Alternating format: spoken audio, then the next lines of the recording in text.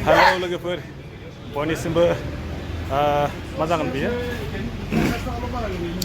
आंनि गोसो गोरबोनिफ्राय अननाय सिबिनाय जासिहरबाय आङो नैबेयो जाहैबाय धिकियाजुलिनिफ्राय आङो बयखौबो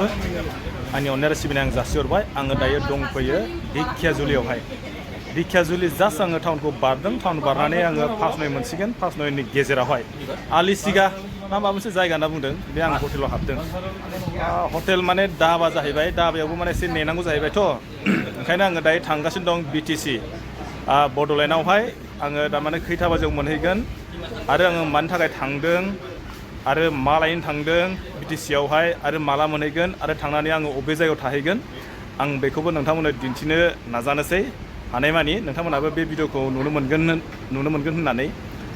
नेनानै थाबाय थादो जायखिजाया आङो ना ओंखामखौ जाग्रोनोसै बिनि उनावहाय आं जेला मोनहैगोन अब्ला गासैबो आङो अबाव थांदों आरो मानि थाखाय थांदों आं बेखौहाय नोंथांमोननो दिन्थिलांनो नाजागोन आरोखि अके लोगोफोर बिदिबा दिनैहाय आङो दायो बेयावनो दोनथ'बाय बाय